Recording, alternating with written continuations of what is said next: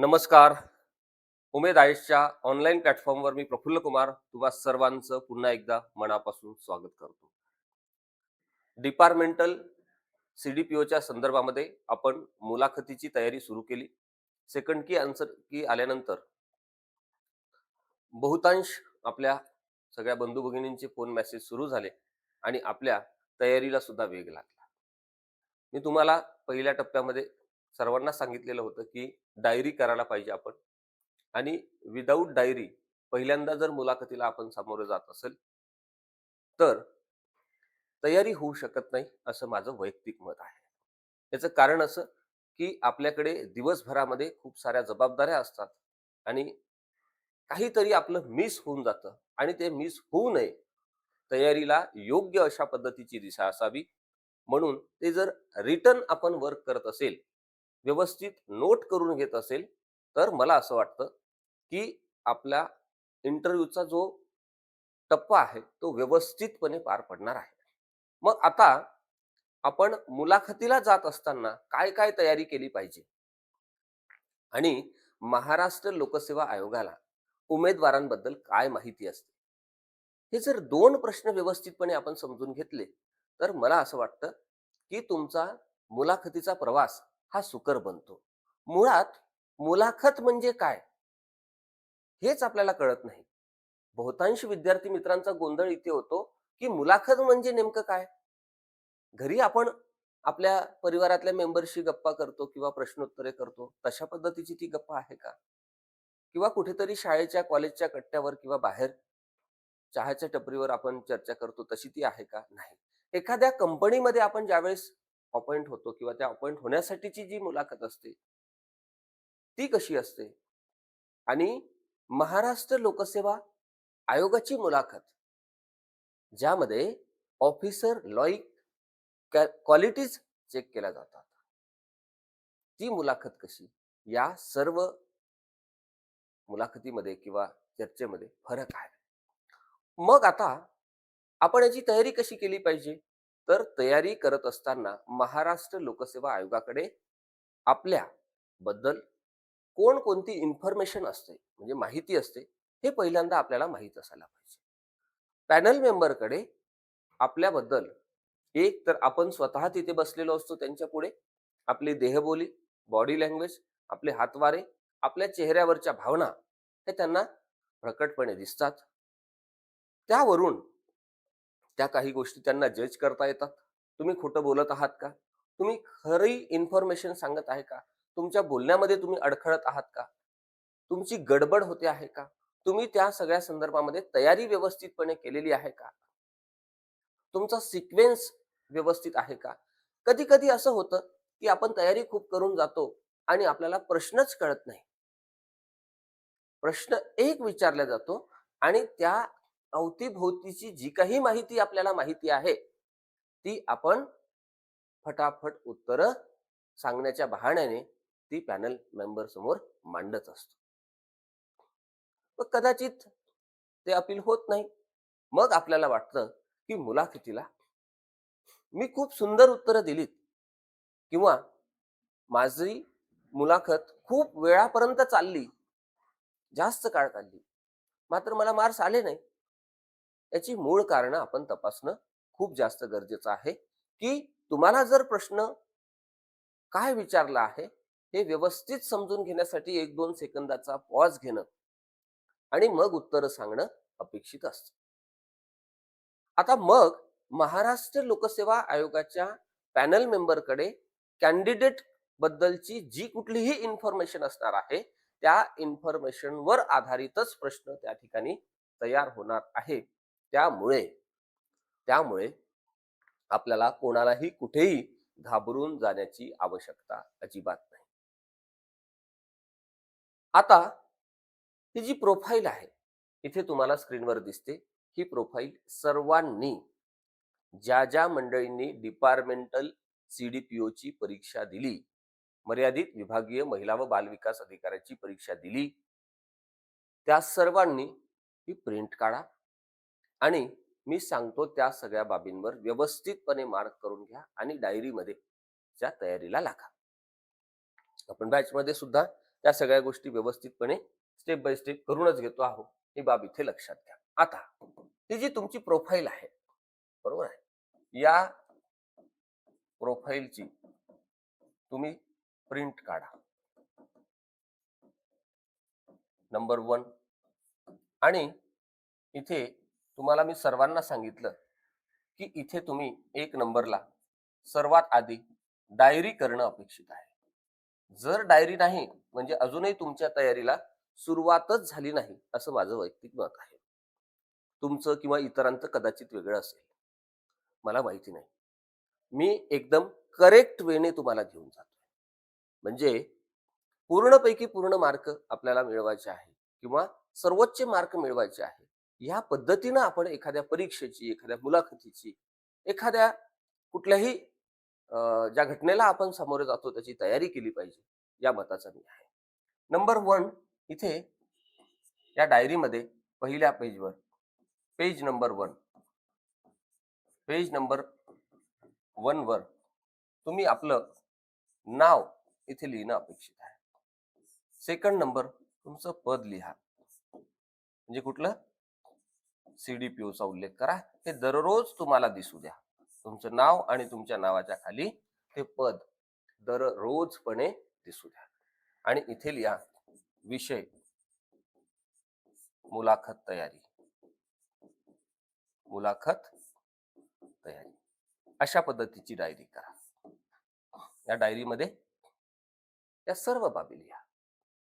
पुढे पुढे ह्या डायरीमध्ये अजून काय काय लिहायचं, या प्रोफाईल बेस मी तुम्हाला सांगतो की तुम्हाला कुठे प्रश्न विचारले जाणार आहे, कसे विचारले जाणार आहे, कोणत्या एरियावर विचारले जाणार आहे, महाराष्ट्र शासनाच्या कोणकोणत्या योजना आणि कोणकोणती धोरणं, कोणकोणती कायदे याचा प्रकर्षानं पुन्हा नव्याने आपल्याला अभ्यास करावा लागणार आहे, ती कोणती, आणि अलीकडचे महाराष्ट्र शासनाचे निर्णय म्हणजे काय, अलीकडचे हायकोर्टाचे म्हणजे उच्च न्यायालयाचे निर्णय म्हणजे काय, अलीकडचे सुप्रीम कोर्टाचे निर्णय म्हणजे काय, त्यातले कोणते निर्णय आपल्या परीक्षेच्या अँगलनं किंवा आपल्या पदाच्या अँगलनं आपल्याला विचारले जाऊ शकतात, हे तपासणं फार जास्त गरजेचं आहे. तो सगळा एरिया आपण स्टेप बाय स्टेप व्यवस्थितपणे कव्हर करून घेण्याचा प्रयत्न करू. नंबर 1 तुम्हाला काय करायचं आहे, तुम्हाला प्रोफाईलची प्रिंट काढायची आहे. प्रोफाईल म्हणजे हीच प्रोफाईल जी इथे तुम्हाला दिसते आहे. सेकंड नंबरला तुम्हाला ही डायरी करायची आहे. डायरीमध्ये पेज नंबर 1 वर तुमचं नाव लिहायचं आहे, तुमचं पद लिहायचं आहे CDPO, आणि विषय लिहायचा आहे तुम्हाला मुलाखत तयारी. तुम्हाला वाटत असेल सर तुम्ही काय हे आम्हाला अंगणवाडी सारखं सांगता किंवा असं शिकवता, किंवा तुम्ही आम्हाला पहिल्या वर्गात समजता की काय, मी तुम्हाला बॅच मध्ये सुद्धा अनेक विद्यार्थी मित्रांना त्याचा अनुभव आला असेल की मी या स्पीडनं का जातो. याचं कारण असं आहे की ही स्पीड पुढे जाऊन इतकी गती घेणार आहे की या गतीमध्ये दुसरा नवीन कॅन्डिडेट कोणी टिकणार नाही. तो आत्मविश्वास तुम्हाला स्टेप बाय स्टेप येतो, घाई करून येत नाही. मी खूप हजारो मुलाखती आतापर्यंत विद्यार्थी मित्रांच्या घेतल्या, आता सुद्धा ड्रग इन्स्पेक्टरच्या मुलाखती घेणे सुरूच आहे. लगेच कुठल्याही टप्प्यावर तुमच्या मुलाखतीची यादी प्रसिद्ध होऊ शकते, ही बाब इथे लक्षात घ्या. ओके. आता या प्रोफाईल मध्ये जी कुठलीही माहिती असते, या माहितीची संपूर्ण तयारी, या माहितीची संपूर्ण तयारी तुम्ही केली पाहिजे. काय केली पाहिजे? संपूर्ण तयारी केली पाहिजे. मग या प्रोफाईल मध्ये काय काय माहिती असते, ओके, आणि तिथे कुठे प्रश्न विचारला जाऊ शकतो हे सुद्धा मी तुम्हाला एकदा व्यवस्थितपणे तपासून देतो. हे व्यवस्थितपणे एकदा पाहून घ्या. इथे तुम्हाला विचारत असताना प्रश्न इथे तयार होतो, ते तुम्हाला सांगणार आहे. इथे प्रश्न तयार होतो, government of Maharashtra employ detail. जर तुम्ही सरकारी सेवेत आहात, सरकारी सेवेत आहात, मग तुमचं पद कोणतं, बरोबर आहे, आणि किती वर्ष सेवा,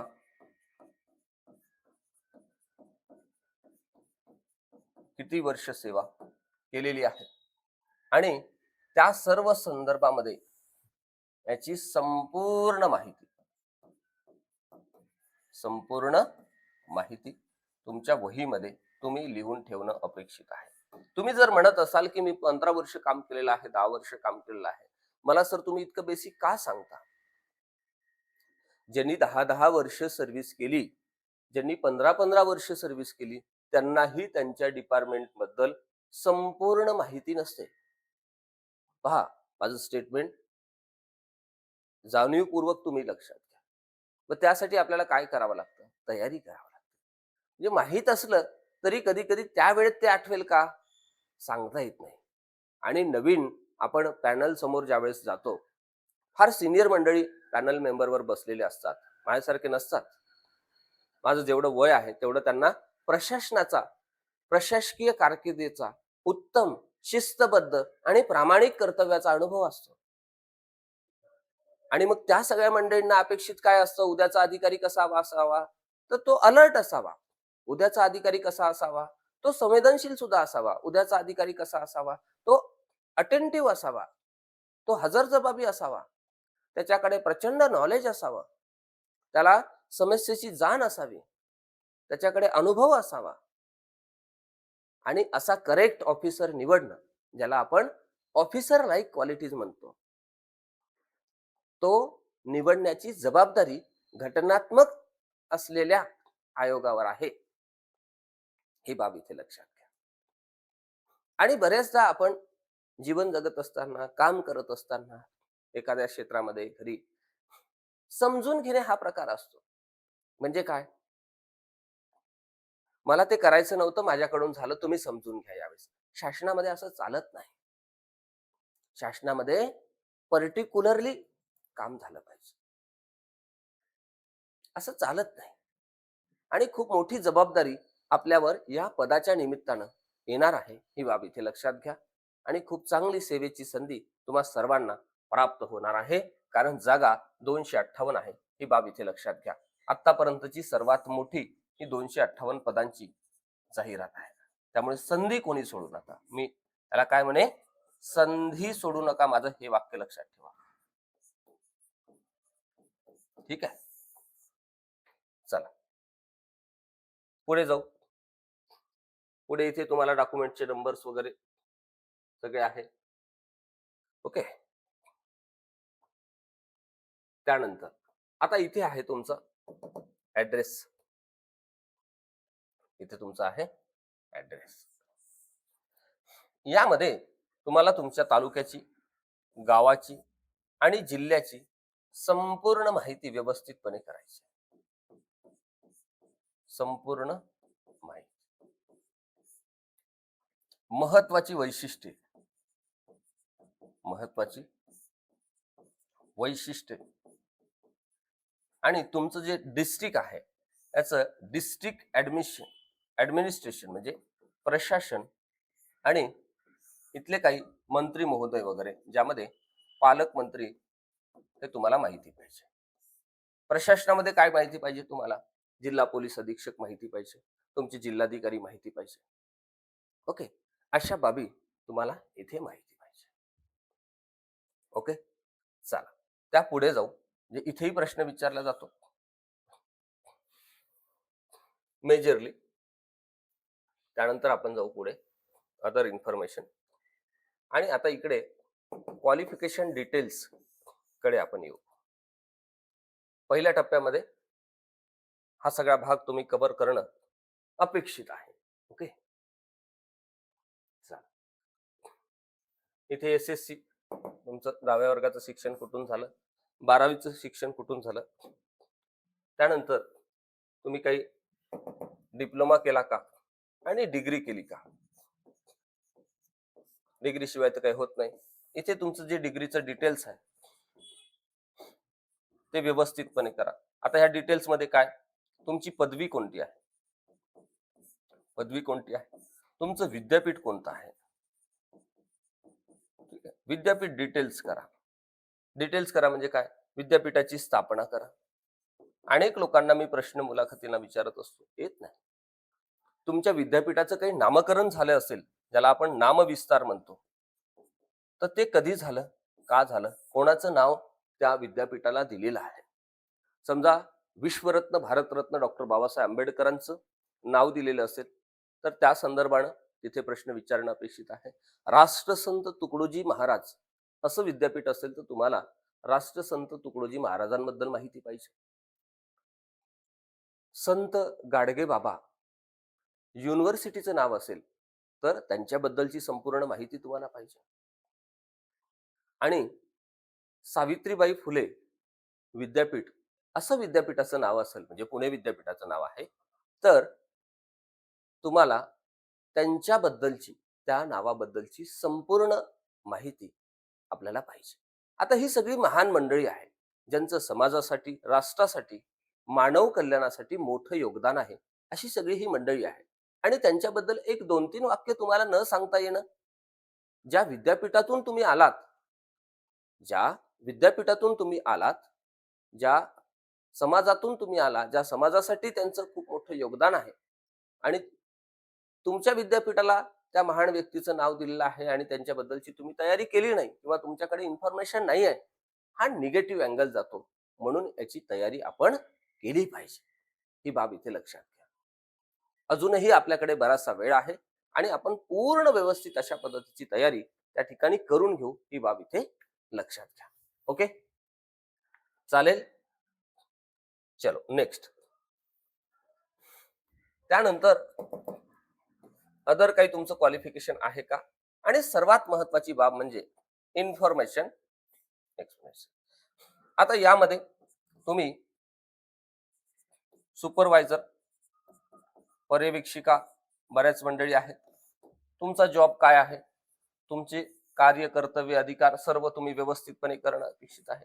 इथे समजा वेगवेगळे आपले विस्तार अधिकारी असतील, विस्तार अधिकारी असेल तर त्यांनी त्यांच्या जॉब बद्दल पूर्ण व्यवस्थितपणे डिटेल हे करणं गरजेचं आहे. कोणी आपल्या WCD मधलं संरक्षण अधिकारी असेल, काय असेल, संरक्षण अधिकारी असेल, तर त्यांनी आपल्या पदाबद्दलची संपूर्ण माहिती व्यवस्थितपणे केली पाहिजे.